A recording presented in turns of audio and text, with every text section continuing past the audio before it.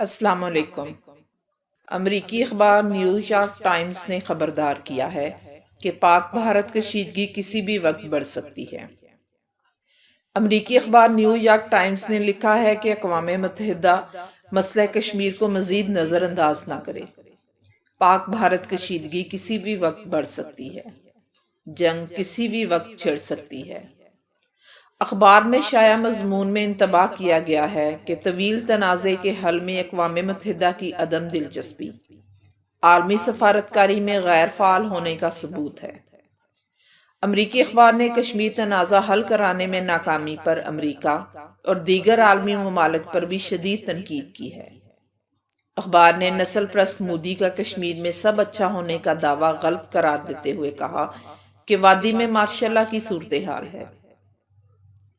New York Times کے مطابق امریکی صدر کئی بار ثالثی کی پیشکش کر چکے ہیں، لیکن مودی کے ساتھ خوشگوار تعلقات کی وجہ سے وہ مسئلے کو ایمانداری کے ساتھ حل نہیں کرنا چاہتے۔ دیگر ممالک بھی بھارت جیسی بڑی مارکیٹ کو کھونا نہیں چاہتے، اس لیے وہ مسئلہ کشمیر پر پاکستان کا ساتھ نہیں دے رہے۔ امریکی اخبار نے کہا کہ اگر بھارتی وزیر اعظم کا خیال ہے کہ انہوں نے مسئلہ حل کر لیا ہے تو وہ غلط سوچ رہے ہیں۔ اس سے محض کشمیریوں کی زندگی اجیرن ہو رہی ہے۔ وادی میں کشیدگی کم کرنے کے لیے ضروری ہے کہ بی جے پی مواصلاتی نظام بحال کرے، مگر یہ سب امیدیں ہیں جو بدقسمتی سے سچائی میں نہیں بدل سکتی۔ ایک اور امریکی جریدے سائنس ایڈوانس نے کہا ہے کہ جنوبی ایشیا کی دو جوہری طاقتیں مسئلہ کشمیر پر ایک دوسرے کے مد مقابل ہیں، لیکن عالمی دنیا نے مسلسل خاموشی اختیار کر رکھی ہے، جس کی وجہ سے دونوں ممالک کے درمیان کشیدگی روز بروز بڑھتی جا رہی ہے۔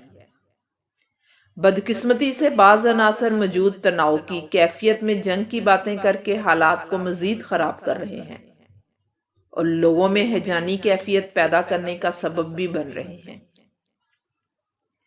امریکی جریدے سائنس ایڈوانس نے اپنی رپورٹ میں کہا کہ وزیر اعظم عمران خان بہت مرتبہ دنیا کو باور کرا چکے ہیں کہ اگر اس نے فوری طور پر مداخلت نہ کی اور بھارت کی جنونی انتہا پسند مودی سرکار کو مظلوم کشمیریوں پر ڈھائے جانے والے ریاستی جبر و تشدد سے نہ روکا تو صورتحال کسی کے بھی قابو میں نہیں رہے گی۔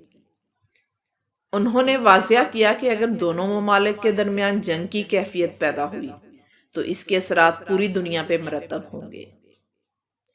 امریکی جریدے سائنس ایڈوانس نے وزیر اعظم عمران خان کے بیان کی تصدیق کرتے ہوئے عالمی دنیا کو بتایا کہ اگر خدا نخواستہ دونوں پڑوسی ممالک کے درمیان جوہری جنگ چھڑی تو فوراً ہی 10 کروڑ لوگ مارے جائیں گے اور جنگ کے بعد بھی لاکھوں افراد کے مارے جانے کا سلسلہ جاری رہے گا۔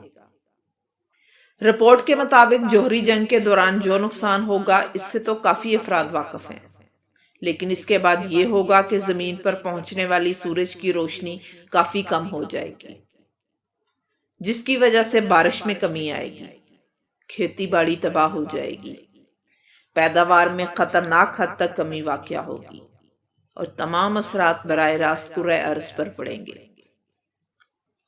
سابق بھارتی وزیر اعظم منموہن سنگھ نے پاکستان کا دعوت نامہ قبول کر لیا۔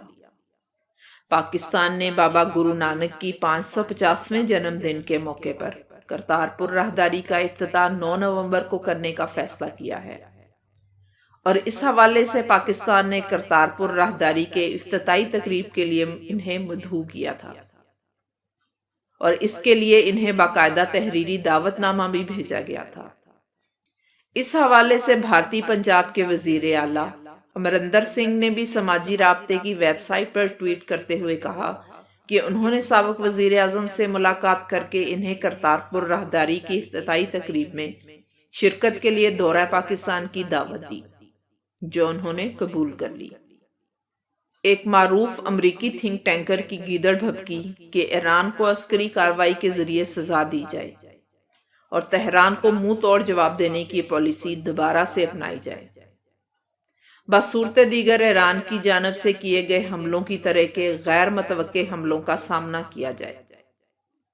وہ حملے جن میں تہران نے تیل بردار جہازوں اور ارامکو میں تیل کی تنصیبات کو نشانہ بنایا، واشنگٹن انسٹیٹیوٹ فار نیورسٹ پالیسی کی جانب سے جاری رپورٹ میں باور کروایا گیا ہے کہ ایرانی نظام جنگ سے خوف کھا رہا ہے اور وہ اپنی تاریخ کے ایک انتہائی کمزور مرحلے سے گزر رہا ہے۔ مذکورہ تھنک ٹینک کے 3 ماہرین نے مشترکہ پالیسی کے ایک سیمینار میں مطالبہ کیا کہ ایران کو سعودی عرب میں تیل کی تنصیبات پر خطرناک حملوں کے سبب سزا ملنی چاہیے۔ ماہرین نے باور کرایا کہ تہران کو مناسب قیمت نہ چکانی پڑی تو وہ اپنی خطرناک کارروائیوں کا سلسلہ جاری رکھے گا۔ ادھر روس کے صدر پیوٹن نے کہا ہے کہ ایران اس بات کا خواہش مند ہے کہ بات چیت سے قبل اس پر عائد پابندیوں کا خاتمہ کیا جائے۔